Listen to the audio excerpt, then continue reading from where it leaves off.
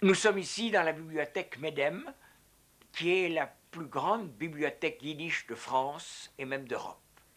Elle a été fondée entre les deux guerres par des immigrants juifs d'Europe centrale et orientale, et elle comportait à l'époque, à l'origine, quelques centaines d'ouvrages.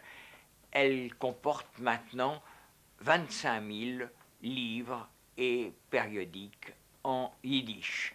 Il y a naturellement ici des auteurs yiddish et il y a aussi des traductions en yiddish de Platon, de Maupassant, de Nietzsche, de Pierre Benoît et de Stevenson.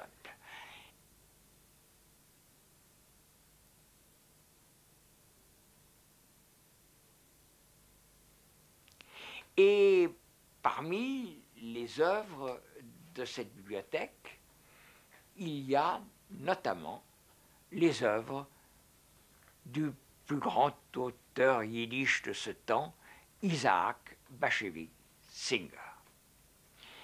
Isaac Singer n'a pas seulement écrit ses livres inoubliables en yiddish, il était aussi un traducteur en yiddish. C'est lui qui a traduit Dostoïevski en yiddish, Éric Maria Remarque en yiddish et Thomas Mann, La montagne magique en yiddish. Et toutes ces œuvres figurent dans cette bibliothèque. J'ai moi-même connu et beaucoup aimé Singer. Et comment est-ce que je l'ai connu? Eh bien, je l'ai connu comme il faut connaître les écrivains, c'est-à-dire à travers ses livres. J'étais à l'époque, je crois, directeur du Figaro et j'étais malade. Et j'avais une pile de livres à côté de mon lit et j'en ai attrapé un. Et je l'ai lu avec une passion incroyable. C'était La couronne de plumes. Et je ne connaissais pas Singer et j'ai cru avoir découvert un auteur inconnu.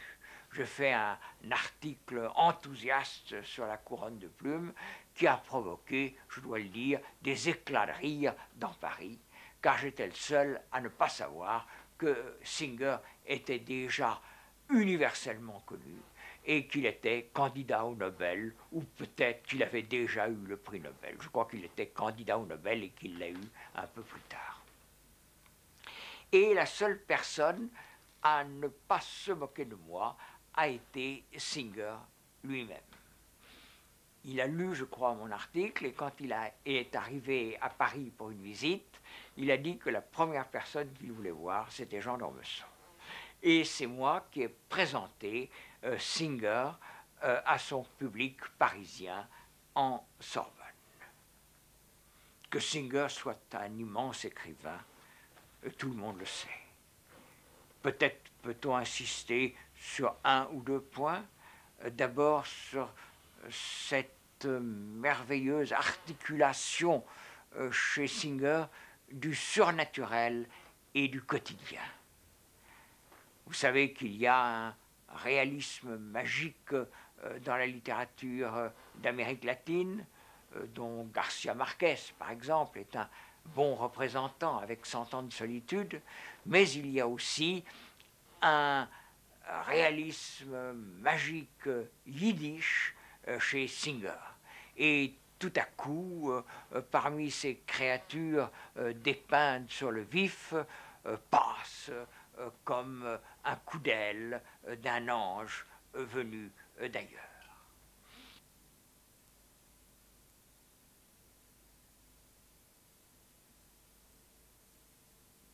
C'est en dépeignant non pas seulement le milieu juif de Pologne, mais on peut dire un tout petit milieu yiddish de villages polonais, et peut-être même une ou deux rues de ces populations juives de Pologne, c'est en s'enracinant dans ses souvenirs et dans ses origines yiddish que Isaac Bashevis Singer atteint véritablement à l'universel. Peut-être moi-même, très modestement, je me suis occupé d'une vieille famille poyodine, c'est-à-dire enracinée quelque part entre la Bourgogne et la Loire. Et c'est à partir de ces souvenirs qu'on arrive à quelque chose de plus élevé. Je n'ai fait que suivre l'exemple de Singer, qui, en partant de ces juifs polonais, donne une image inoubliable, bouleversante, très souvent comique et naturellement tragique jusqu'aux larmes de l'homme contemporain. C'est en entrant dans ses racines juives et yiddish qu'il devient quelque chose comme l'égal des plus grands romanciers et des plus grands essayistes de l'histoire de la littérature universelle.